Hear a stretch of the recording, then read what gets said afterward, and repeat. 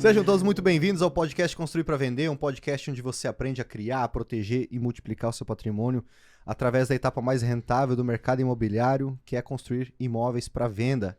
Mas não é só construir para vender que é rentável no mercado imobiliário, existem outras estratégias e aqui a gente não é enviesado quanto a isso. A gente quer te mostrar várias estratégias para você construir seu patrimônio no mercado imobiliário, que não seja só a incorporação imobiliária. Talvez você queira conhecer outras formas ou acha que construir para vender não é para você, tá com dúvida se casa, se compra uma bicicleta. Pois bem, hoje nós trouxemos um convidado especial aqui para te mostrar que o que estava lá no livro do Robert Kiyosaki, lá, o autor do livro Pai Rico, Pai Pobre, lá que comprava imóvel, reformava, vendia e tal, se aplica também no mercado imobiliário brasileiro e você pode fazer isso também aí na sua região.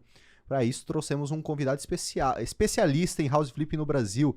Ele é o maior especialista em house flipping, inclusive é o único no Brasil. É o único especialista, né? Aí é por tua conta. Não, é o único aí que tá realmente desbravando ao menos educando o mercado, enfim. A gente já teve outro podcast aqui sobre esse tema, foi online, dessa vez aí presencial. Trouxemos aqui o polaco para conversar um pouquinho com nós aí. Carlos Baio. Isso, Baio. O pessoal fala BIU, então eu já aceitei que é BIU mesmo. Boa, e pronto. boa. Seja bem-vindo aí, bro. Como obrigado, você tá? obrigado pelo convite, Léo. Obrigado aí todo mundo. Sempre muito legal falar de mercado imobiliário e ver que a gente está começando a ocupar o espaço aí dos podcasts. Muito bom mesmo. E difundindo várias formas das pessoas ganharem dinheiro no mercado imobiliário. Exatamente, Né? mostrando que tem várias vertentes que você pode explorar, às vezes de um jeito, eu não gosto muito porque eu não tenho paciência para esperar a obra e tal. Tem outras formas de investir. Exatamente. E é isso que a gente vai debater aqui hoje. Muito bom, show demais. E também convidei 2 convidados especiais aqui, trouxe 2 convidados. Um aqui, inclusive, ele veio com uma roupa especial. Tirou. Aqui, né? Uma roupa especial pra receber o Carlos. Ele falou assim, veio o Carlos, então eu vou colocar uma camisa social. Eu assisti o curso dele, gostei, vou botar a camisa. Matheus Saldanha, como que você tá? Fala, tudo pessoal, bem contigo? Tudo bem, tudo bem, Carlos? Boa tá- noite, pessoal. você tá muito Obrigado. elegante. Obrigado, cara. Obrigado. O Gabriel Servo também. Fala, como você pessoal. está? Carlos, Tudo bem? Léo, Matheus. Vai ser um prazer. Muito vamos bom. dar-lhe. Não tem jeito, né? Tem que pegar no pé dos outros, né? Ontem eu tava de camisa social ali, aí o Matheus falou assim, pô, vamos elevar a régua, né? Da profissionalismo aí, né? Aí todo mundo veio de camiseta hoje, né? Todo mundo veio de camiseta. Pois é, eu vi inclusive Uniforme, que né? você tem abandonado o traje de cara de marketing digital, que é a camiseta preta. O cara tá agora com camiseta social, roupa clara. Sim, ele tá no outfit, ele vai pra obra sim agora, fazer stories, né? Outfit, né? Outfit. Outfit. Outra particularidade, Carlos, tu vai ver do Matheus, é as línguas que ele fala. Ele fala o português muito fluente, o inglês incontestável. Parece gringo, né? Parece gringo. É. Tu vai ver. Vamos Diferenciado. talvez... Inclusive, house flipping podia dar uma, Pose flipping. dar uma palhinha pra nós. Bom demais, bom demais. Essa mudança a gente tava falando em outro podcast aqui sobre a roupa, porque a gente tá indo para um novo nível agora do nosso negócio. E aí a gente tem tido reuniões com mais investidores, com pessoas num calibre mais elevado, então a gente tem que voltar às origens e se portar como tal, né? Tava comentando com eles que, acho que foi antes aí, que antes de entrar no digital, de aparecer na internet, eu era corretor de imóveis e engenheiro. E como eu era muito moleque, eu tinha que me portar como um adulto, vamos dizer assim, né? Um cara mais velho, para as pessoas dar credibilidade. Então eu sempre estava de caminho social, sempre vestido a caráter, de corretor ou de engenheiro.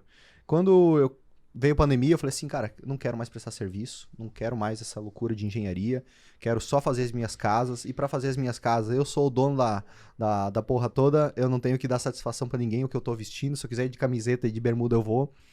E também tava no digital, falei assim, pô, eu quero me conectar com a galera, eu me sinto bem assim, tá tudo bem, mas agora a gente está indo para um próximo nível do nosso negócio, não pela questão do online, mas principalmente pela questão mesmo dos negócios. E aí eu falei, pô, vamos ter que voltar às origens aí e fazer direitinho. Tá certo. Né? Fazer direitinho. Que é da forma como os nossos investidores se vestem, então a gente tá se vestindo como eles também. Show de bola. Carlão, seria interessante que você contextualizasse um pouco da sua história aí, pra galera que ainda não te conhece. ou que talvez nem conheça house flipping ainda, o que é esse trem aí, né? Gourmetizando uma palavra aí. É exatamente isso que eu ia falar, porque sempre apresentam house flipping. Acho que a maioria das pessoas não tem ideia o que é, né? Você até deu ali um spoiler falando de comprar casas para reformar e revender. Então, o conceito é comprar imóveis que estão abaixo do valor do mercado, colocar eles numa condição para que eles tenham o valor de mercado máximo possível e revender no menor tempo possível. Então, é basicamente isso. E aí, por que house flipping? Porque no Brasil, talvez você tenha lá, eu tenho um tio que já fazia isso, eu tenho... Só que aí, quando você qual que é o nome disso? Comprar para reformar e vender. Isso é um nome, né? Isso é uma frase inteira, né? Sim. E aí, nos Estados Unidos, isso já é muito popular e muitas pessoas fazem já há muitos anos. E o nome que eles dão lá é house flipping, home flipping, tem algumas variações, né? Que é o conceito do flipping, o pessoal também usa, por exemplo, para ações, que é você comprar uma ação e revender ela rápido. Então, por isso que vem essa questão do house, casa, flipping, revender rápido. Compra na baixa, vende na alta. Esse é o conceito. Sim. E aí tem todo um trabalho de você conseguir identificar qual que é o imóvel de melhor potencial, qual a reforma que você tem que fazer e como vender. Então você tem que dominar um pouco ali de compra, do processo de obra e da venda também. Então é multidisciplinar o negócio ali. Você tem que dar bastante trabalho, não é tão simples quanto alguns acham. Tão óbvio, né? Vai comprar barato e vai vender, mas vai comprar o quê? Vai reformar o quê? Como é que vai vender rápido? Todo mundo diz que imóvel não tem liquidez. Como é que assim vai ganhar dinheiro com isso? Então, esse que é o desafio todo que eu consegui, né, criar um método replicável, repetir isso várias vezes. E aí, por isso que hoje o pessoal fala, é a maior autoridade. Basicamente, eu organizei o negócio e estou falando, assim funciona, façam. Sim. Então, por isso que acaba ficando essa apresentação de maior autoridade. Basicamente, eu só dei um nome aos bois e falei como que faz, é isso. Sim, sim. E deu a cara, né? Exatamente. Porque você provavelmente não tinha, assim como eu também não tinha, alguém para se basear. Uma escola. Né? Tu tinha, talvez, o mercado gringo, né? O americano, mas que não necessariamente... Não serve para muita coisa. Não serve coisa, para né? muita coisa. Porque é tudo diferente. Método Sim. construtivo. Pô, lá o cara derruba uma parede e tal em 15 minutos, né? Sim. O cara vai lá com uma serra, corta, já passa um gesso, resolveu. Vai financiar, é tudo diferente. Juros é diferente. Sim. Então lá eles fazem muito de comprar e aí não revende. Eles mantêm, às vezes, deixam alugado, o aluguel paga o financiamento, ele refinancia, repete e vai construindo um monte de imóvel, de carteira. Aqui a conta já não fecha, porque muitas vezes o aluguel não paga o financiamento, porque a gente tem um juros altos. Então, no Brasil faz mais sentido focar em gerar caixa. Gerar caixa. Então, não esse cash que flow, como eles... A gente vê qualquer gringo falando na internet, é cash flow, cash flow, cash flow. É fluxo de caixa, né? Exatamente. E aqui a gente não tem tanto isso, né? Tem uma ou outra, mas não é tão difundido e nem o nosso mercado ele é estruturado para isso, né? É exatamente nesse... Você vê, algumas pessoas até usam hoje em dia com Airbnb, você até consegue ter uma rentabilidade melhor de aluguel. Sim. Mas o que eu vejo de mais interessante no house flipping é caixa. É você fazer caixa, compra barato, revende caro, no maior lucro possível, no menor tempo possível, para ter a máxima rentabilidade e vai repetindo, e vai repetindo. Então, eu foco a estratégia nesse conceito de caixa. Boa. Beleza. Conta um pouquinho sobre você. Quantos anos que você tá nesse rolê de comprar apartamento, reformar e vender? Como começou, né? Por que você decidiu fazer isso aí? A minha história não tem nada a ver com o mercado imobiliário de início. Eu fui estudar engenharia de produção. Então, muitas pessoas falam, o Carlos é engenheiro, arquiteto, tal. Engenheiro civil, o que foi fazer arquitetura? Eu não me formei em engenharia civil, eu me formei em engenharia de produção. Fui trabalhar em indústria. Fui trabalhar com planejamento de produção, custo, relatório, planilha. Tá? Você terminou todos os relatórios, entregou, que agora que faz o quê? Faz tudo de novo, todos os relatórios. Cara, engenheiro de produção é o canivete suíço, talvez um dos maiores. O cara né? encaixa dentro de qualquer lugar, dentro de uma fábrica, lá de uma civil, empresa. Não só, cara. Porque o civil, beleza, né? A gente tem noção de fluxo, de operação, de um processo. A gente sabe tomar decisões rápido, calculista e tal. Mas o engenheiro de produção ele tem muito mais isso, né? Durante a faculdade. Ele vira um generalista, que tem esse aspecto positivo, mas também tem um negativo. Porque se você sabe um pouco de tudo, qualquer um pode te substituir se você não se especializar em alguma coisa. Sim. Então tem essa questão. Tanto que eu fui trabalhar em custo. Né? Mas esse cara vai para o banco, vai para investimentos, vai para abrir empresa. Tem muito campo para trabalhar. Então eu acabei me enquadrando em controladoria. Então eu ficava trabalhando em custo, gestão de custo, relatório e tal, e aquela coisa sempre repetitiva. Falei, cara, não é para mim. Eu não gosto disso, de ficar aqui preso dentro da fábrica, fazendo isso. E aí eu olhava para o meu chefe, que seria o próximo passo, né? Que ele vai te dar aquela aspiração, né? Pô, eu vou trabalhar aqui para virar aquele cara. Eu olhava pro meu chefe e falava assim, puta, coitado desse cara. Isso aí, não. Esse cara aí só se ferra. Eu não quero ser esse cara aí. Não. Se eu for promovido, eu vou agradecer ele. Uhum. Falei, mas tá aí agora, né? Vou fazer o quê, né? Pô, tento mudar de área, mudar de empresa, mudar. E aí eu resolvi construir uma casa, mas para mim, para morar. Não era para vender. E nesse processo foi meu primeiro contato com o mercado imobiliário. E aí todo mundo falava, cara, você tá maluco, construir casa, isso é estresse, dor de cabeça e tal. E aí eu comecei a adorar aquele negócio. Falei, pô, se ninguém gosta e eu tô achando interessante, talvez aí tenha uma oportunidade, um negócio, né? Talvez eu possa migrar para essa área. Mas depois fazer outra faculdade inteira e tal, é muito difícil, né? Fui fazer arquitetura, mudei. Já tinha feito um curso de 5 anos, fiz uma especialização em gestão de projeto nesse meio tempo, fui fazer outro curso de 5 anos. E aí, nessa transição, eu acabei abandonando trabalho em indústria e fui tocar a obra de outros arquitetos, que eu ainda não podia assinar e tal, mas aí eu tinha o contato de uma mestre de obra que tinha feito a casa, eu tinha contato com o eletricista, eu tinha contato... Comecei a falar com os arquitetos, ele, pô, você toca a obra aí? Eu falei, não, toco a obra. Virei um empreiteiro lá, então... Ia lá, chegava lá com o mestre de obra, com o eletricista, tocava a obra e tal, eu fui pegando obra atrás de obra e aprendendo muito. Sim. Então eu via muita gente na faculdade de arquitetura sem noção nenhuma de obra, só com noção de projeto. Então o cara desenhava um negócio que eu olhava e falava, mas isso não funciona, não dá certo, né? O papel aceita tudo, aquela história. E aí fui pegando muita experiência. Até que eu me formei e falei, agora eu vou montar meu escritório, né? Daí eu vou fazer um monte de projeto e tal. Posso até tirar um pouco o pé de obra, porque, putz, obra dá trabalho, né? Você tem que ir lá, se deslocar pra caramba, vai comprar material, vou tentar focar nos projetos, que eu gostava pra caramba do projeto. E aí você começa naquela fase inicial ali do autônomo. Faz o lavabo do primo, faz a tia vai reformar a área gourmet, aí você faz. Aí você fica sempre nessa, e aí quando você tenta divulgar teu trabalho, você vê que você está brigando por preço e não por qualidade, porque o cliente médio do arquiteto, ele não entende muita diferença. Commodity total, né? Total. Cara? Aí ele fala assim, pô, esse cara tá me cobrando 7 mil, esse aqui faz por 2? Ah, mas olhando o 3D dele, que muitas nem é ele que faz, né? Sim. No 3D aqui, parece que esse aqui é legal, eu vou no de 2. Aí às vezes ele só faz um pré-projeto, não faz aquele projeto completo, como deve ser. E aí eu vi, pô, tô aqui brigando por preço. O cara chora para me pagar 2 mil e depois compra um granito de 20. Sorrindo. Falei, esse negócio aqui, né, você vai se sentindo desvalorizado. E aí eu entrei meio que numa crise, assim, de, cara, pô, quando eu tava lá naquela carreira bonitinha que todo mundo fala, você vai pra escola, você termina a faculdade, arranja um emprego bom. Eu tava trabalhando em multinacional, indústria boa e tal. Não tava feliz. Saí, fiz outra faculdade. Aí agora me formei, agora eu posso assinar, não depende de ninguém e tal. Tô aqui de novo patinando.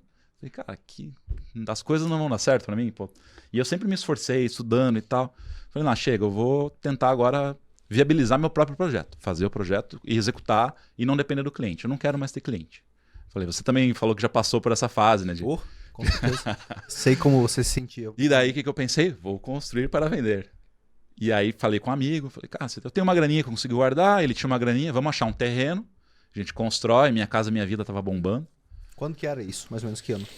Cara, isso vai fazer uns 5 anos, mais ou menos. 2018. É, por aí. Tava ali, Minha Casa Minha Vida ainda tava bem, tava começando já... Sim, já tava... cair, né? Mas eu tava vindo daquele histórico de, pô, é bom. Sim.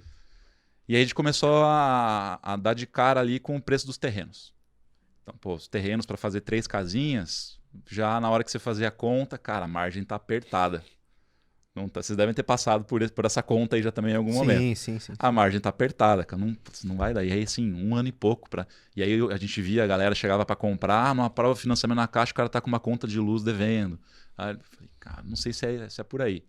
Aí eu comecei a lembrar das reformas que eu fazia para uma arquiteta em específica que fazia muito apartamento. E aí eu comecei a pensar, cara, e se eu pegar um apartamento... assistindo, né, Irmãos à Obra, essas coisas. Tá? Vou tentar fazer esse negócio no Brasil, cara. Eu sei fazer reforma. Eu não sabia comprar, nem onde comprar, nem como vender. Não tinha experiência nenhuma de corretor, nada. Falei, vamos aí, né? Aí falei com esse meu amigo, falei, cara, vou tentar achar um apartamento barato. A reforma eu sei fazer, eu toco, você não precisa fazer nada. A gente entra meio a meio, risco igual, divide igual. Vamos tentar. Ele, beleza, topou o risco. Consegui achar um apartamento que era perto de casa, daí eu pensei, perto de casa, eu consigo ir na obra rapidinho. Então eu fui na conveniência, a localização era... Eu também morava numa localização legal em Curitiba. Comprei. Tá, e agora, né? Comecei a ligar para os pedreiros que eu tinha de contato, que eu já tinha até parado de fazer a obra. E aí, posso fazer, posso. Então vem aqui. Tá, quanto é que você me cobra? Para quebrar essa parede, trocar esse piso e tal. Fui somando tudo e tal. Tá, beleza, consigo viabilizar. Eu tinha na mente, assim, uma conta de 30 mil reais.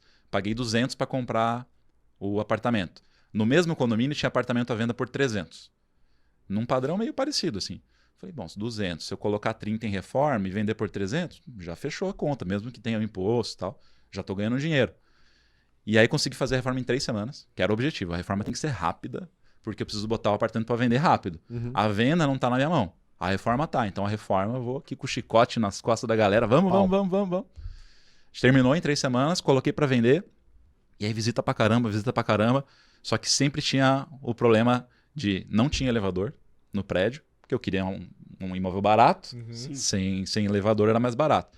E a vaga era vaga presa, parava 2 vizinhos atrás. O cara quer não sair, era só um, eram 2 vizinhos atrás. Ligar para os dois para 2 vizinhos para tirar, ou tinha que deixar a chave reserva com o cara. Nossa. E aí Uma isso aflição, velho. fica super específico, né? Porque muita gente não quer que... Pô, não quero ninguém mexendo no meu carro, dirigindo. Sim. E aí batia sempre nesse ponto. Até que chegou um casal mais jovem lá, que não ligou para isso, não ligou para escada e tal. Sem corretor, eu mesmo tinha feito anúncio, né? Imóvel próprio, você não precisa ter o corretor. Sim. Apesar de que quando chegava a corretora, beleza, vem aí. Esse coincidiu de não ter o corretor, fizeram a proposta, pagaram à vista, vendi 2 meses depois de anunciar. Então tinha sido 3 semanas de obra, 2 meses depois de anunciar. Vendi por 320 mil o imóvel. E aí na hora que você faz toda a conta e tira todos os custos, deu 32% de lucro. Em 3 meses. Aí eu falei, acho que eu achei um negócio aqui. Vou fazer de novo. Aí falei com esse meu amigo e fui tomar cerveja com mais uns amigos, assim. Contei. Cara, pô, eu tenho 50 mil parado, cara. Posso pôr aí no... O pessoal me pergunta, como é que consegue investidor? Faz certo uma vez então. e depois vai tomar cerveja com teus amigos. Você achou um investidor. É assim que acontece. E aí fiz de novo, e aí deu 25% de lucro em 4 meses. E aí fui fazer 3. Falei, agora eu vou fazer 3 de uma vez. Já tinha mais investidor. Cara, e aí foi repetindo. Só fui entendendo aonde eu errei aqui, o que eu acertei lá, quais são os parâmetros que eu tenho que seguir. E aí fui construindo uma base para ir repetindo aquilo várias vezes. Então é assim que começou o negócio. Isso foi... Esse primeiro imóvel foi 2018, 2019? 2019. Aquele momento o mercado ele já estava diferenciado, né? Ele já estava assim numa ascensão, né? Eu lembro que essa época já tava voltando o otimismo, né? A neve estava secando, tava derretendo, o céu estava abrindo. Depois de alguns anos assim de pessimismo no mercado imobiliário, né? Então você pegou um bom momento do mercado imobiliário ali, o que é ótimo. Que a gente está vivendo novamente esse momento, a gente vai viver nos próximos anos novamente esse momento do mercado. E o Minha Casa Minha Vida tava ruim, né? Vai voltar agora. Agora tá todo mundo comprando terreno aí. E podendo comprar imóvel usado até 350 mil também. Também, que vai ajudar um monte, cara. Então já ajuda muito na liquidez do house flip. Do house flipping. Muito. Verdade, cara. Tem esse ponto também, né? Então isso vai ajudar também. Porra, e de lá pra cá, você tem focado... Daí você parou com a prestação de serviço e focou 100% com... Foquei 100%. Aí estruturei a empresa, né? Comecei a estudar como é que faz CPF, CNPJ, qual que é a melhor forma e tal. E hoje eu acabo fazendo um pouco no CPF, um pouco no CNPJ. Então quando vou trabalhar mais com investidor, vai no formato de SCP, esses formatos mais para poder ter contrato e pagar os lucros como dividendo e tal. Né? Mesma coisa se deve usar dentro das construções. Então o formato é muito parecido, assim, muito parecido. E agora 100% nisso. Não quero mais saber do cliente. Eu falo, o cliente não é um problema, mas porque todo mundo precisa ter cliente. Eu tenho cliente que é o cara que compra o meu imóvel. Só que naquela relação arquiteto-cliente... Prestador de serviço, Prestador de serviço, eu comecei a ter ali alguns desafios que eu falei, cara, se eu puder não ter esses desafios, melhor. Com certeza. A gente vende produto, justamente isso. Exatamente. Vende um produto e não um serviço. Exato, de prestador de serviço a vendedor de um produto. Muda totalmente. Ó, eu tenho esse produto aqui, você quer? Não quero? Então tá tudo bem. Eu quero, mas eu quero com a tampa amarela. Beleza, você compra e depois você troca a tampa e você faz o que quiser, né? Exatamente. Aí isso muda totalmente. Cara, eu queria entender um pouquinho daí como é que é o processo teu para, por exemplo, escolher um imóvel, né? Como é que você faz ou quais são as formas? Por exemplo, aquisição mesmo, com recurso próprio, ou investidores? Você traz por leilão de imóveis? Às vezes eu sei que é uma possibilidade de trazer. Mas também, além disso, principalmente, Carlos, que critérios você usa ali para... Cara, esse eu vou comprar, vou reformar, tanto, vou vender. Como é que é esse processo? Isso é bem interessante, que a crença popular é que você só consegue imóvel descontado em leilão. E aí, quando eu mostro que dá para comprar sem precisar entender toda aquela parte jurídica de leilão e tal, e eu não estou falando contra o leilão, porque você pode combinar as estratégias, mas você não precisa depender do leilão. Então, tem como você achar o imóvel. O que acontece? Quando você entra num portal aí de anúncios qualquer, sei lá, Chaves na Mão, Zap Imóvel, tem um monte aí, né? Não está lá assim escancarado embaixo do anúncio, este imóvel está 40% abaixo da média de mercado. Não tem. Como quando você entra num site de leiloeiro, tem lá, esse imóvel está descontado 60%. Então a pessoa identifica muito fácil o valor desvalorizado. Agora, nos anúncios, não. Você precisa calcular. E aí que as pessoas falam que não dá. Ah, não tem como, porque eu estou olhando aqui os imóveis, eu estou achando tudo caro, porque ela não tem uma base de comparação. Não tem parâmetro nenhum. Então, o que eu preciso fazer? Primeiro, entender aonde que eu tenho que comprar imóvel, porque tem que vender rápido. Então eu preciso de liquidez. Você vai ver um monte de gente fala, imóvel leva em média 18 meses para vender. Isso é média. Na hora que você pega bons imóveis, bem localizados, com características boas, você vende rápido. Vocês devem saber muito bem disso aí também, de fazer essa análise.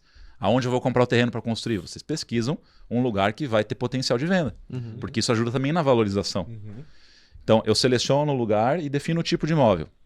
Como eu estou em Curitiba, eu filtro por apartamentos, porque é um imóvel que é mais fácil de vender e de você comparar. Casa, você pega 2 casas no mesmo lugar, uma do lado da outra. O preço é totalmente diferente do metro quadrado, porque essa aqui tem mármore travertino, essa aqui tem uma banheira folhada a ouro, então é mais difícil você comparar. Apartamentos, como é tudo muito similar, muito igual, você pode comparar. Então você vai pegar só tentar definir qual que é o padrão, e aí eu separo assim os imóveis, geralmente prédios mais antigos, que estão ali com aquele vaso marronzinho, aquele azulejo de florzinha, assim, uns detalhes assim. Esses são os imóveis que vão estar mais desvalorizados. E aí eu pego e agrupo vários desses imóveis similares. Então, por exemplo, apartamento 2 e 3 quartos no bairro X. Eu agrupo tudo aquilo lá e calculo a média do valor do metro quadrado, com base na área útil dele. Isso é importante, que muita gente olha a área total, às vezes, apartamento 200 metros, vai ver, tem 60, o resto é quadra, piscina, garagem. Então você tem que olhar onde a pessoa vai morar, a área útil. E aí eu vou chegar num valor médio. Como é que eu sei por quanto eu vou conseguir vender depois esse imóvel? Eu busco imóveis também da mesma região, também similares, então apartamentos 2, 3 quartos, que não são novos, porque o novo não tem como comparar, mas que estão melhores. Ou já foi reformado, ou um prédio não tão antigo, e calculo também a média. E aí eu sei que a média dos piores vai me basear para quanto eu vou pagar. Então eu vou buscar lá o que está abaixo dessa média do grupo dos piores. Esse é onde eu vou focar para comprar. Por quanto eu consigo vender? Próximo à média dos melhores. Porque eu vou levar esse imóvel que está ruim hoje para o nível dos melhores. Então aí eu consigo calcular qual que é o ganho que eu posso ter. Disso eu faço análise de viabilidade, que daí todo mundo que investe em imóvel tem que calcular. Vou pagar quanto para comprar. No meu caso aí entra, em vez de construir, vou gastar quanto, vou investir quanto na reforma. E aí um parâmetro que eu uso é de 10% a 15% do valor de compra. É uma estimativa que funciona bem. E aí vai ter TBI, registro, eu vou ter que pagar condomínio, luz, água. Coloca tudo isso no custo, vou vender pelo valor daquela média dos melhores. E aí eu consigo já prever quanto que aquele imóvel pode me dar de lucro. E aí você pode fazer vários cenários. Se eu vender em 3 meses, se eu vender em 6 meses, se eu vender em 1 ano. Eu tô com medo, vou colocar 1 ano e meio. Sim. E aí você pode também combinar formas de comprar, como você falou. Faz à vista. Eu dou muito prioridade em fazer financiado, na ideia de alavancar. Então reduz meu desembolso, eu vou pagar um pouco de juros, que digamos assim, a multa que você vai ter por usar o dinheiro do banco. Né? O banco vai investir para você. Só que como você paga juros só nas parcelas que você paga e não sobre o saldo total que você empresta, o custo acaba sendo muito baixo, os juros. E aí, como a venda vai ser pelo mesmo valor, o lucro vai ser muito próximo, vai ser um pouquinho menor porque você vai pagar um pouquinho de juros. Em relação ao que eu investi, o retorno fica muito maior, que é aí a alavancagem. Então, e aí você pode simular, se levar 2 anos, eu vou ficar 2 anos pagando parcela. Quanto que vai dar de retorno? Não, põe 2 anos já não fica interessante. E se eu fizer em 1 ano? Aí vai de você analisar cenários. Fiquei confortável. Eu acho que esse retorno é interessante, o imóvel é bom, tem características boas, bem localizado, está baixo do preço e tal. Aí você coloca a proposta de compra. Então você não sai comprando vou tentar aqui para ver se dá. Não, que é o que muita gente pensa, né? Eu vejo um monte de comentário, mas não dá certo porque tem que pagar o ITBI. Não dá certo porque tem imposto sobre o ganho de capital. Isso é o custo do negócio. Já está calculado. Não vai ser comprei e estava ali, olha, tive que pagar o imposto, né? Aqui. Você já sabia, a regra já está dada. A regra já está dada. Sim. Então não é surpresa. É surpresa se você não sabe. Sim. A partir do que você sabe. E qual que é a modalidade de financiamento que você tem utilizado? É aquisição de imóvel usado? Ou tem alguma outra que envolve reforma? Que tem algumas modalidades em específico de cada banco, né? De reforma, não tem... Até chegaram a fazer algumas linhas de financiamento para reforma específico, mas os juros não vale a pena. Não. É melhor você ter já o recurso para a reforma e para a entrada do imóvel. Então, esse recurso você tem que ir para ali. Às vezes o ITBI você até consegue colocar no financiamento. ITBI e registro, né? Então, é o financiamento imobiliário, uso o TR como indexador, que é o que faz mais sentido na nossa economia hoje e tal. Então, o financiamento imobiliário, como qualquer um usa para comprar uma casa para morar. Sim. É o mesmo financiamento. Hein, Carlos? E, por exemplo, nós aqui na incorporação, na construção de casas para venda, né, a gente, por exemplo, trabalha em um nicho específico, que é o imóveis de alto padrão, né? A gente tem alunos que trabalham no médio, no baixo e assim por diante. Tu comentou ali que começou, né? Enfim, empreendimentos Minha Casa Minha Vida e tudo mais. Hoje, por exemplo, tu continua atuando... Hoje, por exemplo, tu tem um nicho qual tu trabalha mais? Cara, eu tenho focado hoje em comprar apartamentos de mais alto padrão, 3 dormitórios, 4, mais... ou não? Na verdade, como é que funciona isso pra ti? O meu foco, que eu vejo que funciona muito e que roda bem, é achar os melhores bairros, que geralmente vão ser os mais valorizados, os mais caros, e procurar lá os imóveis, o patinho feio. Sim. Só que aí, como eu foco em apartamento, precisa ser um condomínio bom, né? Um condomínio bem estruturado, com fachada legal, com manutenção, porque isso é algo que atrapalha muito a venda. Né? Você chega lá, o condomínio, a fachada toda caindo, né? Sem jardim, cheio de mato e tal. Atrapalha a liquidez. Então eu busco esses condomínios interessantes, né, que não estão com valor de condomínio absurdo, que isso também é um problema de imóvel antigo. Às vezes o condomínio é muito alto. E aí eu tento achar os apartamentos que estão precisando de reforma nesses condomínios. Então eu não vou tanto assim focar, é baixo padrão, é médio padrão. Eu vou no bairro, aí eu tento achar no bairro o que tem. Se é um de baixo padrão, eu vou nele ali. Se é um médio padrão, eu vou nele ali. Alto padrão que eu tomo um pouco mais de cuidado, porque geralmente a liquidez é um pouco menor. Porque o valor é maior e aí muitas vezes o cara que tem dinheiro quer comprar um imóvel novo. Então eu tomo um pouco de cuidado com esse tipo de imóvel. Mas eu acho que assim, uma faixa de preço que funciona bem são imóveis próximos a 500 mil. Que atende Inclusive os corretores têm me falado, e aí assim, varia de região para região, né? Às vezes você pega São Paulo, 500 mil, uma kitnet. Então, aqui em Balneário tem a kitnet de 1.600.000. Tem. Que é meio fora da 4 metros. Então, tem umas coisas assim. Mas dentro de uma média, uma normalidade, assim, você vê que os imóveis novos hoje, eu quero um apartamento de 100 metros quadrados. É mais de 1 milhão. Nas principais cidades do Brasil, é aí que você vai achar. Sim.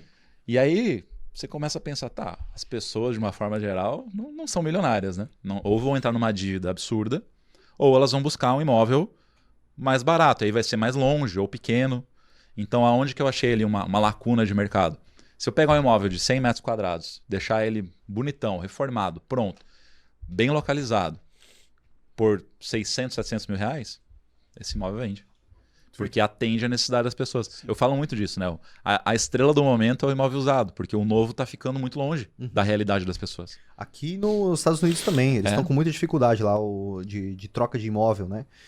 Inclusive, eu fiz uma pesquisa na internet essa semana e encontrei um link patrocinado no Google de uma greve das pessoas de lá, tipo um baixo assinado das pessoas protestando nos Estados Unidos contra o aumento do valor dos imóveis. Não faz muito sentido, né?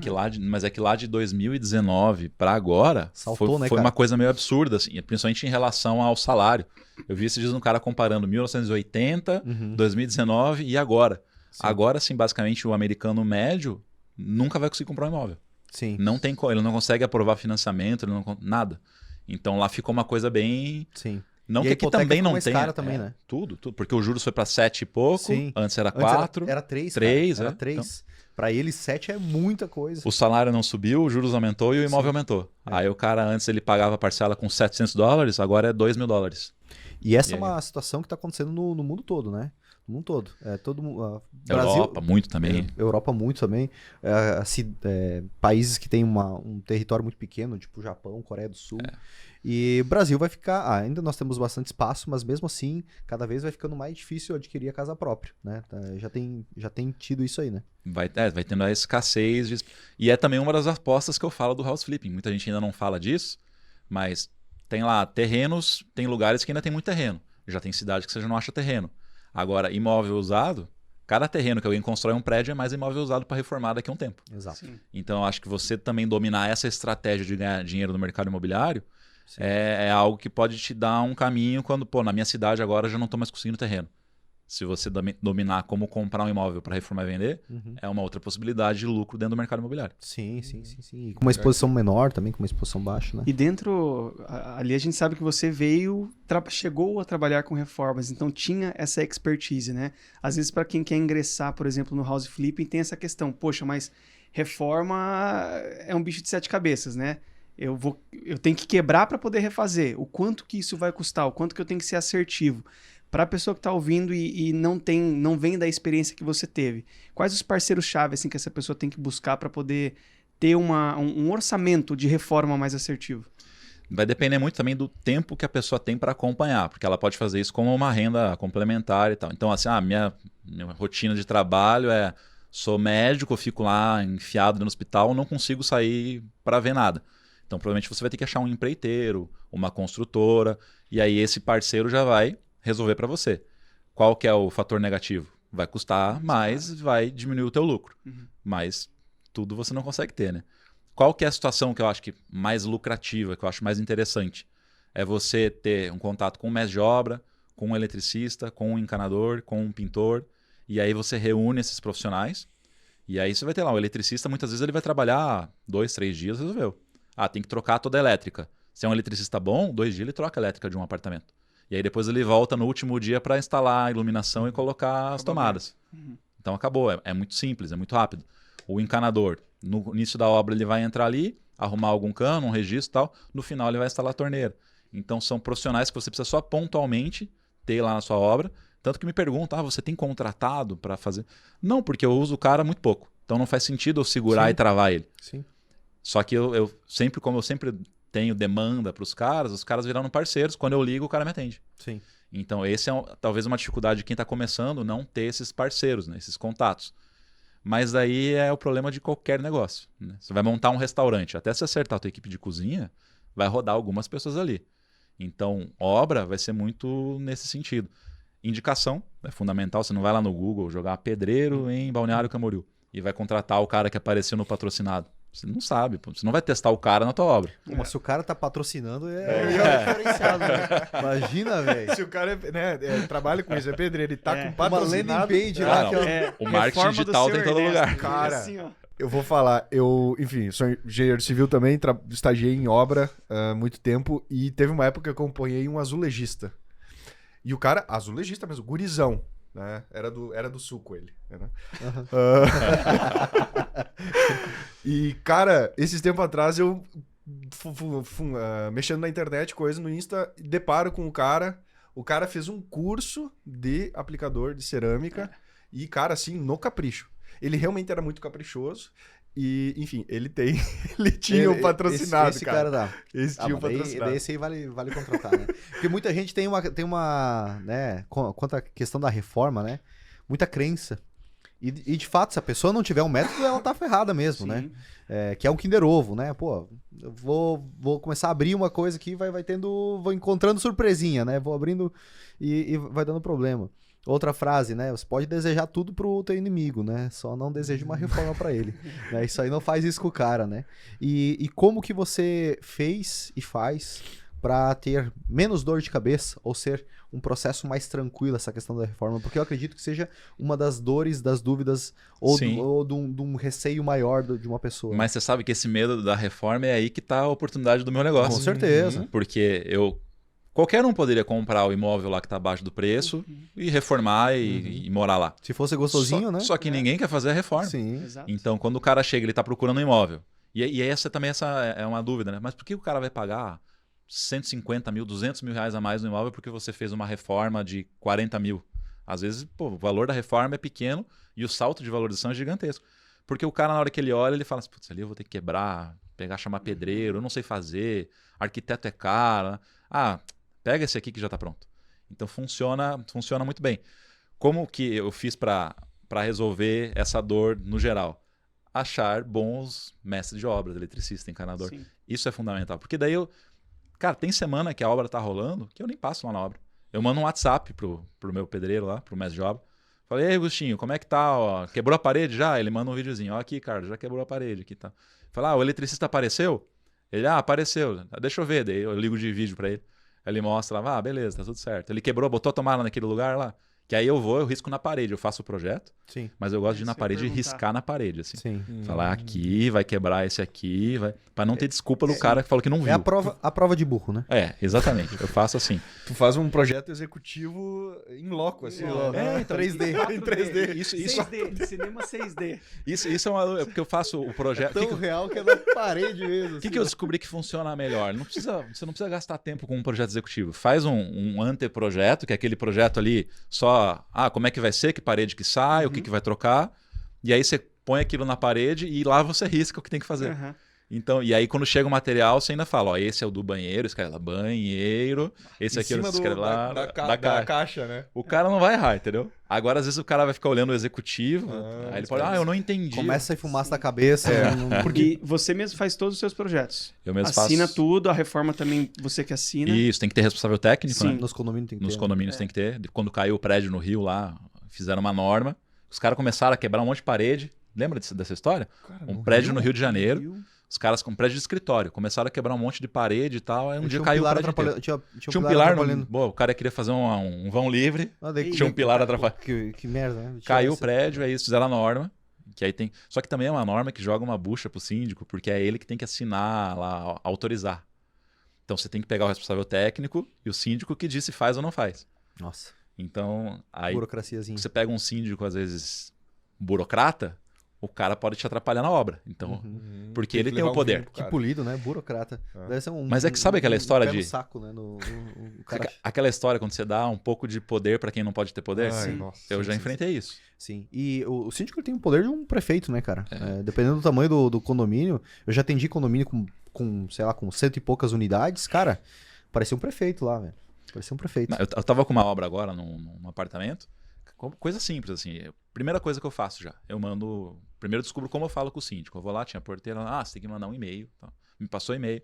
Mandei e-mail e falou, sou proprietário do apartamento tal. Vou começar uma reforma. Quais documentos você quer? Porque cada condomínio tem um procedimento. Sim. Aí ele manda lá um formulário, um termo, um negócio. Mandei tudo o que ele queria. Ele falou, beleza, tudo autorizado. Registrei lá na portaria os funcionários. Os caras começaram a trabalhar uma semana. Quebraram parede, tiraram revestimento, tinha feito um monte de coisa. Aí o síndico mandou, tá interrompida a tua obra. Eu falei, mas o que aconteceu? Não, eu contratei um engenheiro porque tá tendo muita reforma e eu não sei muito bem o que estão fazendo ou não. Então ele que agora vai ter que aprovar. Eu falei, tá, mas eu já tô com os caras na obra lá. Não, mas ele que tem que aprovar. Eu falei, tá, tem que mandar o quê? Daí ele me mandou a lista. As mesmas coisas. Aí mandei as mesmas coisas, o engenheiro respondeu assim, 5 dias úteis para eu analisar. Eu falei, mas eu tô com todo mundo na obra. Eu falei, não pode entrar, o síndico tem que autorizar. Cara, eu sei que eu fiquei assim umas 2 semanas com a obra parada para resolver burocracia, por isso que eu falei que é um burocrata. E assim, a obra já tava 60% já encaminhada. Sim. Já tava indo para começar por revestimento. Dele, mas ele tem que ver se pode quebrar a parede. Eu falei, cara, se ele falar que não pode, a parede já saiu. Já. Se não caiu o prédio, tá tudo certo. Então Eu de quebrei vez em a parede quando certo. você pega um síndico problemático. Então é algo que é interessante já deixar o alerta, Sim. que você tem essa dor. Porque o tempo ali, né? O ciclo, a velocidade do teu fundamental. negócio é o fundamental. core, né? Agora, apesar de o ciclo ser fundamental e isso poder postergar um pouquinho mais, a segurança, assim como na incorporação imobiliária, é extrema, né? Porque você está ganhando a compra já, né? Você está comprando um imóvel barato, né? Isso. E você não tem muito autonomia no valor de venda, você tem autonomia no valor de compra e na otimização do custo da reforma, né? Então, vai demorar um pouquinho mais, tá tudo bem, beleza, vai diluir um pouquinho o meu lucro, não teria aquele retorno sobre o capital investido dentro de 6 meses, vai ser em 8 meses, tá tudo certo também. O fundamento do house flipping é similar à incorporação imobiliária, né? Se demorar um pouquinho mais, pô, tá sangrando? Não, cara, tá tudo certo. Tá o imóvel lá, tá tudo bem, Tá previsto. Exato. Tá previsto. Tá tudo bem, só vai demorar um pouquinho mais, né? E qual que é o perfil de pessoa que você vê assim que se encaixa para fazer esse tipo de investimento, para ter como uma renda extra o house flipping? Aí eu vou pegar como parâmetro muito a minha cabeça, assim, porque eu acho que quem eu converso e que gosta é porque se identifica com o que eu falo ali. Eu tinha muito problema quando eu fazia projeto Eu fiz muito projeto também de Minha Casa Minha Vida, construção casa em condomínio e tal, como vocês fazem muitas aí. E aí você tem aquela fase de aprovar na prefeitura, de aprovar, às vezes, no próprio condomínio, também tem um processo e tal. E aí você tem algumas prefeituras, por exemplo, a de Curitiba lá, eles são meio chatinhos, assim, nessa questão de burocracia. Então, cada entrada que você dá, tem lá 20 dias para analisar, daí volta com uma alteração.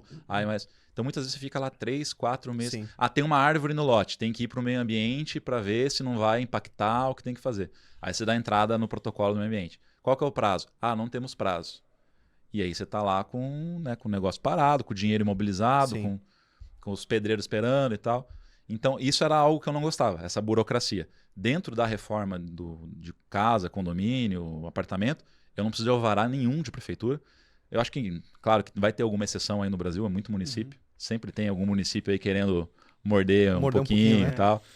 Me falaram, acho que Campinas, acho que tinha, mas parece que já não tem mais. Então, tem umas situações assim. Mas, na minha realidade, da maioria das pessoas que acabam replicando o que eu ensino, não tem esse problema. Então, casa, se você não for ampliar a casa, você não precisa de aprovação nenhuma. Você só está mexendo na parte interna dela, um telhado, alguma coisa assim. Então, isso é um ponto muito positivo. E eu acho que o tempo de retorno, para quem às vezes fica inseguro de, caramba, eu vou imobilizar um dinheiro aqui e tal, e aí só 1 ano e meio, 1 ano, como é numa incorporação, eu acho que também é um tipo de investimento interessante. Sim. Porque você consegue girar rápido, às vezes você vai aceitar lucros um pouco menor do que de uma incorporação, mas você consegue repetir o ciclo mais vezes e aí compensa. Acaba compensando, né? Isso. O próprio reinvestimento, tudo. Exatamente. Eu concordo e eu gosto muito do house flipping, tanto que eu defendo, né? É uma das formas de investir no mercado imobiliário que eu acho que faz muito sentido. Uma pessoa leiga que não é do mercado, que não tem experiência ou que quer ter alguma forma de renda extra, é seguro, é rentável, né? O ciclo é rápido, enfim, todos os benefícios que no caso, que na incorporação imobiliária também tem, né? O ponto da diferença que eu vejo, esse acredito que seja o único. Talvez 2. É que cidade, dependendo do tamanho da cidade, não tem um volume de compra e venda tão grande, né? E isso se torna um pouquinho mais engessado. Tô pensando lá na minha cidade, Lindóia do Sul, 4 mil habitantes. Sim. Difícil reformar uma casa e vender e ter uma rentabilidade. Fazer o Minha Casa Minha Vida, se o cara construir lá, ele vai vender. E você tem muita opção de terreno e barato ainda. Barato, tem terreno de 50 mil, 60 mil reais.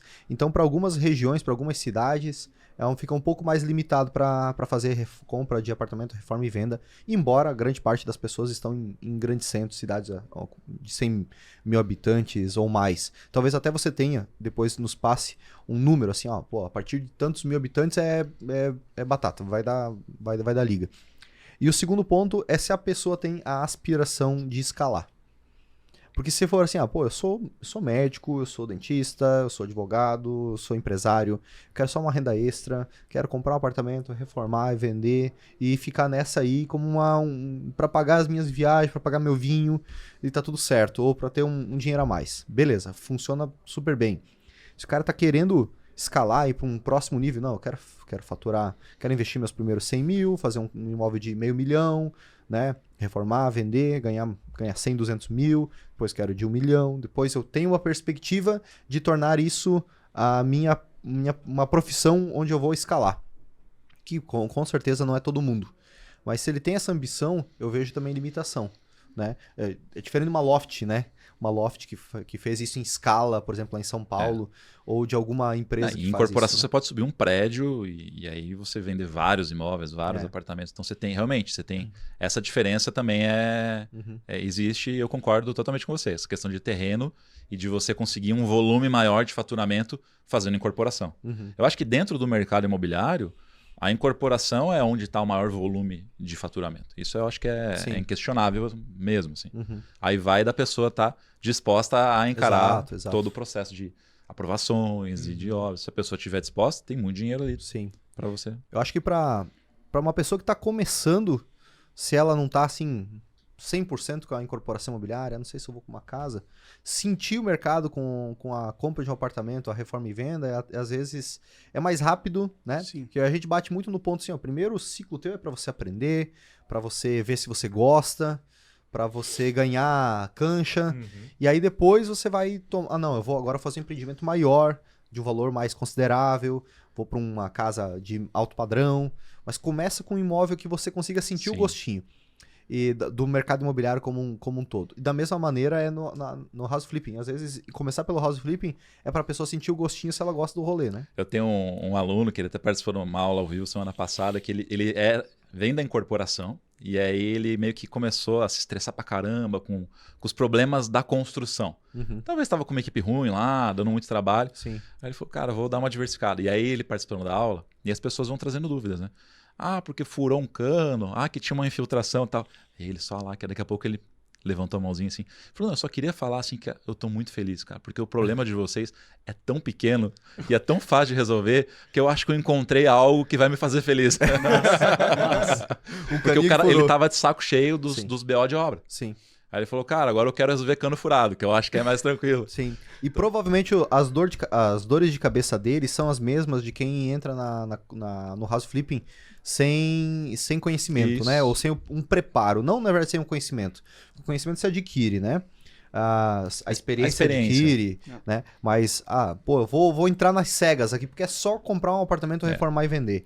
Essa pessoa, ela tende a enfrentar problemas que ela não teria se ela seguisse um caminho já trilhado por outros. E sabe qual é o problema? Às vezes confiar totalmente no que o pedreiro falou, no que o eletricista falou. Porque tem muito profissional, às vezes, que o cara vai falar para ir pelo caminho simples para ele e ele ganhar com menos trabalho. Mas isso é o que mais acontece. Então, se você... É o que eu falo assim, eu ensino toda a parte de reforma e tal para os meus alunos, mas eu falo, eu não vou te tornar um especialista, um engenheiro, um mestre de obra.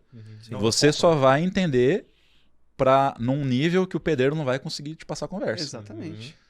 E aí, por isso que também funciona muito a comunidade que eu tenho, que às vezes o pedreiro conta um negócio, o cara manda mensagem lá, fala, o pedreiro me falou isso aqui tá certo? E aí tem lá engenheiro, tal, os caras falam, o cara tá te enrolando, abre o olho aí e tal.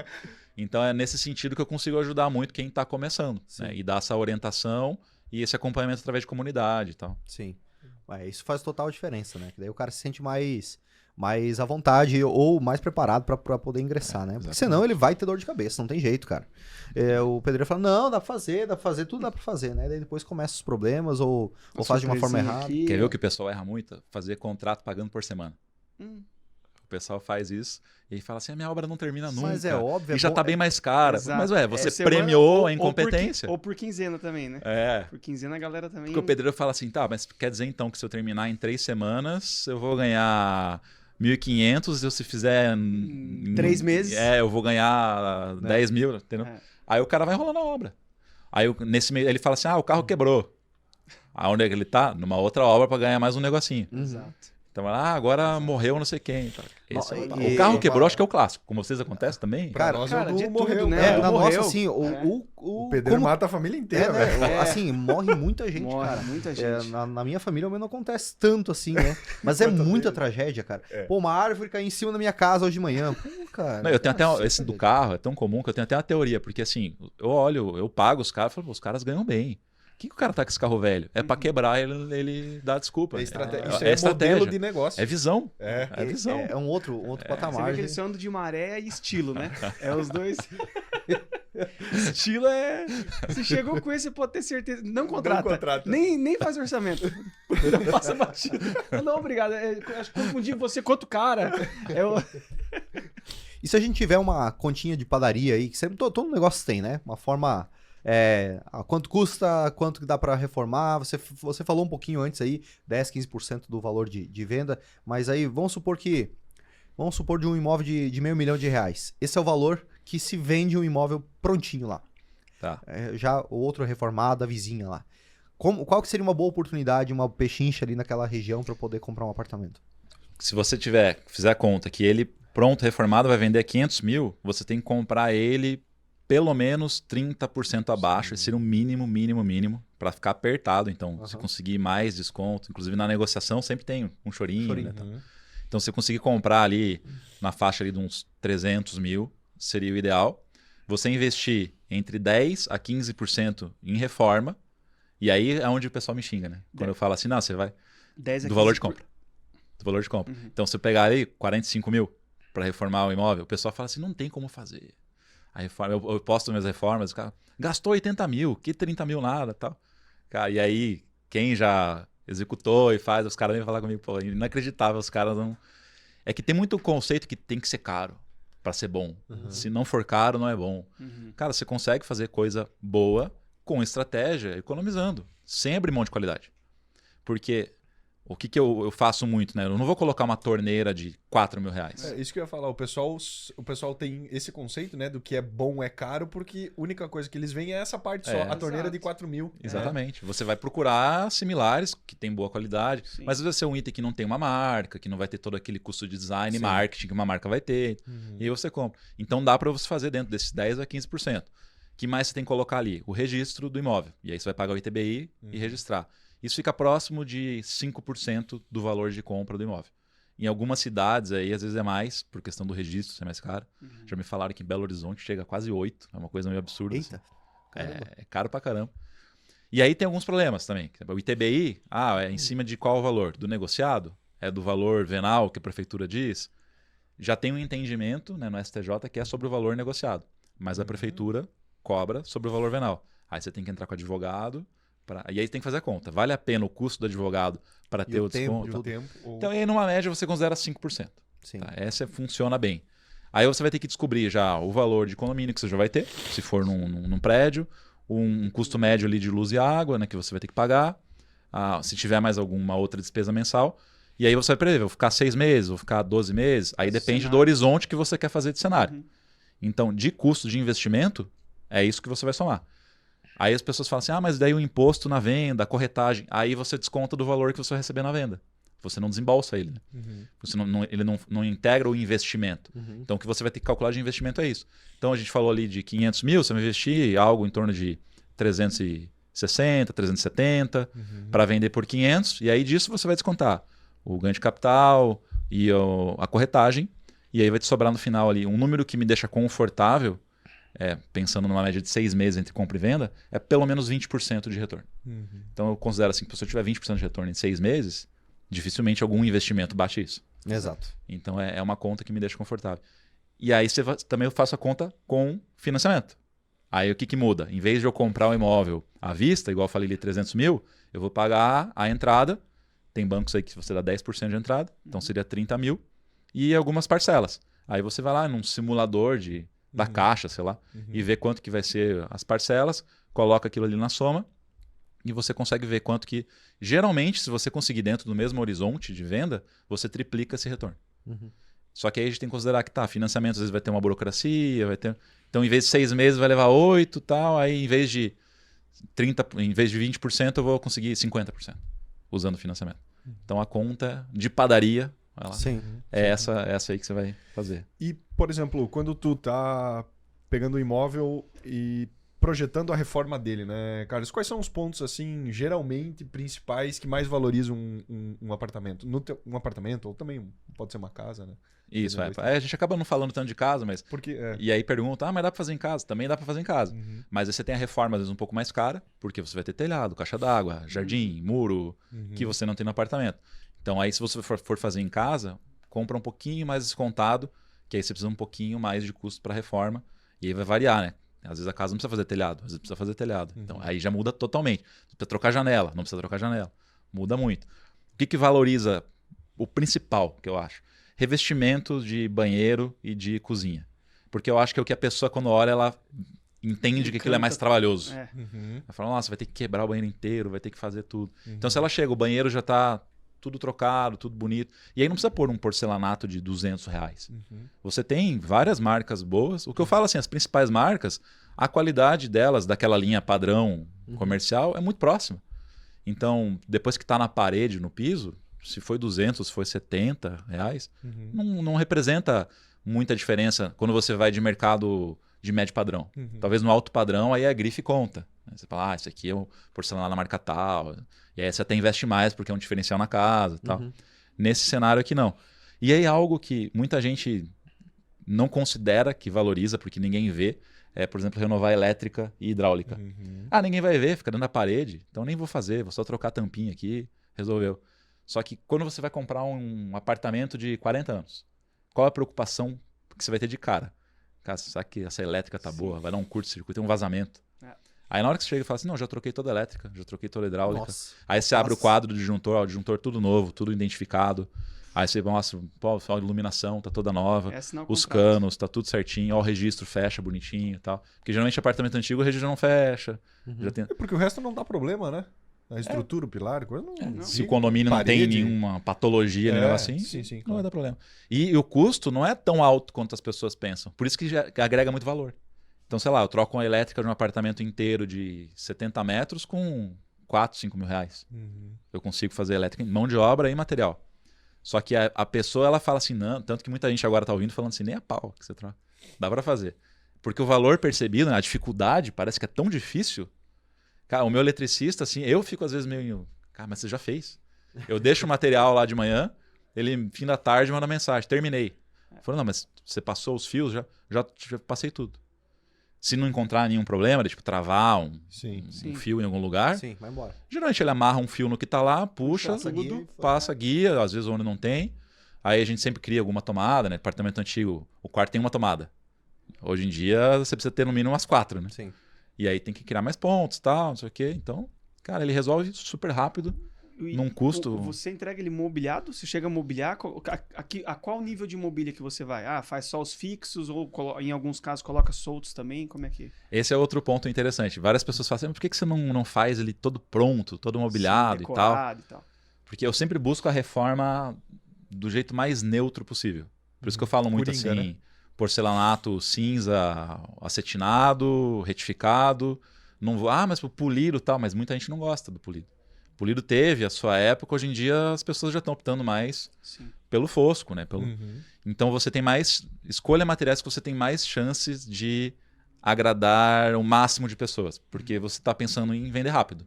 Quanto mais pessoas se agradar, mais fácil vender. Uhum. E aí, quando você vai para decoração, mobiliar inteiro, você já começa a ficar muito específico. Uhum. Nicho. A pessoa chega e fala assim, putz, mas eu queria um armário com a porta espelhada. Esse aqui não tem. Ah, eu queria a porta de correr, esse é a porta de abrir. Ah, eu queria... Entendeu? Começa a entrar num... Eu não gosto de painel, e colocou painel na sala, eu prefiro a TV solta, eu prefiro a TV... Então o que eu faço? Eu faço a cozinha, e aí eu priorizo o móvel baixo, não faço os móveis aéreos, Uhum. porque aí eu tenho um mínimo custo e eu já entrego uma cozinha. O cara pode comprar, assinar, pegou a chave, se muda. Ah, não tem armário. Cara, ele deixa a roupa na mala. De boa.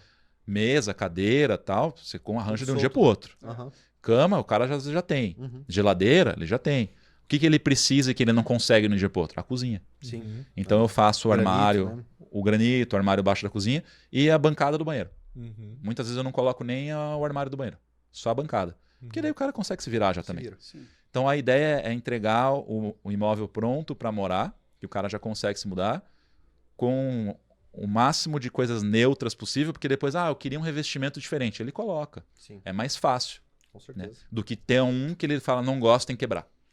Uhum. Então eu priorizo essa estratégia. E eu já pensei, e se eu fizer sem cozinha? Atrapalha a liquidez. Se fizer tudo, eu não cheguei a testar fazendo com tudo, mas eu já tive alunos que fizeram.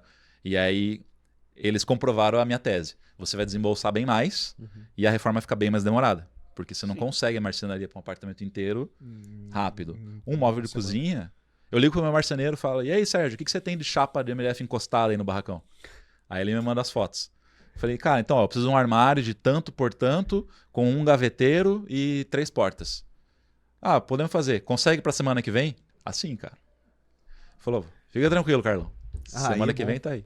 E tu vê que essa construção de contatos, É. tanto na incorporação quanto no house flipping, é longa, né? Não é de uma hora para outra. É Sim. isso. É um- Construir esse relacionamento, mas depois que tem isso aí, né? Facilita. Nossa, facilita demais, facilita demais. E tu já chegou a ter algum problema? Eu sei que acaba que, ao meu ver, por você comprar o imóvel, reformar e vender, você se abstém da responsabilidade de pós-obra. Mas foi feita uma reforma. Já chegou para ti algum problema de pós-obra? Nunca reclamaram nada, assim. Nada. Meu medo, às vezes, é... Porque muitas vezes eu tenho que refazer toda a hidráulica e tal, e a gente testa. Mas, assim, aquele teste, beleza, não vazou. Às vezes fica, vai que um registro não ficou, vai... Então, meu medo é sempre a parte hidráulica. Sim. Quando vai mexer em parte hidráulica, Água, né? eu não durmo à noite, às vezes. Sim, Porque eu fico pensando, cara, se estoura um registro, eu vou acabar com o prédio. sim. Então, teve até um caso uma vez que o cara tinha mexido num registro, que o registro tinha explodido. Ele começou a quebrar a parede, o registro antigo que estava lá explodiu. Só que foi dentro do box. E aí vazou a água, mas não foi para lugar nenhum. E aí ele trocou, a gente aproveitou, trocou o registro, fez o reparo nele, tá? Era um registro que já tinha sido trocado. Tava, beleza. Aí eu tava no grupo do condomínio, que o síndico tinha me colocado. 11 horas da noite, alguém manda assim, tô ouvindo um barulho de água jorrando. Eu falei, pronto, né? O registro explodiu de novo, cara. Eu fui de pijama, assim. Saí e tal, cheguei lá, abri a porta, olhei assim, tudo seco. Eu falei, que bom. E fui embora. Alguém se deu mal lá, mas eu não sei quem foi, mas não fui eu. Então é por isso que você usa celular, como que se diz? Descartável? Tipo lá nos Estados Unidos que o cara quebra assim. Depois que ele assina a escritura do Da imóvel venda. lá, né? Ó, qualquer coisa se me liga, tá? Se precisar de qualquer coisa, aí, o cara vira as costas, quebra o telefone, joga fora. Fora do carro. Entra Mais no posto de gasolina e compra outro, né? Eles compram no posto. Mas aquele- Nada ainda, tipo, tu vai no porta-malha e pega outra caixinha. Mas é por isso que eu falo, cara. Você tem que fazer a reforma séria, bem feita. Sim, com Você vê certeza. muita gente fazendo só uma maquiagem. Né? E aí. Sim. Eu vejo muita gente que compra em leilão que tem esse conceito de, cara, gasta o mínimo possível na reforma só pra girar. Pinta de branco, arranca tudo, pinta de branco Isso. e... E aí eu falo muito pro pessoal de leilão, cara, vocês estão deixando dinheiro pra trás. Claro. Porque às vezes você tá só focando no valor de avaliação lá de quando você arrematou. Se você faz uma reforma, você consegue vender bem mais caro. E aí teu lucro aumenta bem mais. Sim, As pessoas só ficam olhando pro desembolso e esquecem que elas poderiam vender mais caro. sim. Então esse é... É otimizar já o Exatamente. investimento, né? Já tá Exatamente. fazendo uma parte, né? Exatamente. Fizer um pouquinho mais, já vai ter um retorno Da mesma maior. forma que a gente, quando compra um terreno, a gente tem que entender o potencial construtivo, afinal, o terreno vale o que pode ser construído Isso. nele. Da mesma forma, a reforma. Exatamente. É. Exatamente. E o teu cliente também, como tu também falou, trabalha com bons bairros em Curitiba, né? Quando tu trabalha com esses pontos que... Fazendo, por exemplo, não apenas maquiar e sim reformar, trocar elétrica, coisas, são pontos que ele valoriza, né? E ele, enfim, consegue desembolsar para isso, né? Não fica, enfim, em outros padrões mais baixos que se fica mais volátil, assim. A maquiagem funciona mais em padrões inferiores, né? É, talvez. É. Porque a pessoa também é menos exigente. Exatamente. E tal. Uhum. Bom demais. E Carlos, pra quem quer aprender mais sobre house flipping, como faz pra te encontrar? Vai me encontrar lá no Instagram, houseflipping.br. No começo vocês falaram Carlos Baio, e aí o pessoal me chama muito Carlos Beil, que é B-E-I-L. E meu nome já é complicado. Aí eu ainda escolho o nome houseflipping. Eu falo assim, é houseflipping.br. Daí eu falo, não, mas procura pelo nome. Daí eu penso, mas também não vai achar, porque não vai acertar o nome. Então procura lá, houseflipping, aí vocês escrevem aí, que facilita para mim. Sim. .br, ou Carlos Beil também vai me achar lá. Sim. E aí eu posto muito conteúdo. E eu não sou daquele cara que fica escondendo o jogo, não. Você entrar lá, olhar tudo que eu tô te falando, você Vai aprender consegue muito. já fazer, viabilizar. O pessoal me manda, Carlos, pô, obrigado, cara. Eu nem sou teu aluno, mas eu já consegui aqui e tive o resultado e tal. Assim. E aí, quem quiser. Daí você manda o Pix pra ele e fala assim, beleza, agora... Esse E aí- aqui é o CPF, ó. Toma. E aí, quem quiser realmente aprender e entender todo o processo, integrar a comunidade que eu falei, para pegar contatos, tudo, aula ao vivo, todo o método que eu falei aqui, aí eu tenho o método House Flipping, também encontra lá, dentro do Instagram tem um link lá, para quem quiser aprender. Bom Muito demais, massa. Carlos. Legal. Obrigado aí pela presença, por ter descido aí de Curitiba. Foi um papo muito bacana. Tenho certeza que a galera aí que tá querendo ingressar no mercado imobiliário, não sabe ainda se casa, se comprar uma bicicleta, se vai para incorporação, se vai para o house flipping, vai agregar muito conhecimento aí. Inclusive o Carlos, ele é um dos professores dentro do CP, na nossa plataforma de construção de patrimônio. A gente vai deixar também o link aqui para caso você queira conhecer. Se você está se aventurando agora no mercado imobiliário, não sabe se vai para o leilão, se vai para o house flipping, se vai para incorporação imobiliária, se vai alugar imóveis, mas quer entender como investir, empreender no mercado imobiliário, como construir seu patrimônio no mercado imobiliário, como investir. Né, com imóveis, você vai aprender dentro do CP. O Carlos é um dos professores lá, tem o curso dele lá. É um curso para você entender se a house flipping é para você, mais aprofundado, obviamente, que o podcast. E a partir dali você também pode seguir a sua jornada para aprofundar cada vez mais com o conteúdo do Carlos. Fechou, turma? Obrigado aí, Carlos, mais uma vez aí. Tamo junto demais. Obrigado pelo convite. Quando quiser, é só chamar. Com certeza, com certeza. Valeu, pessoal. Valeu, Obrigado, valeu, Carlos. Carlos. Um abração. Obrigado. Tchau, pessoal. Tchau.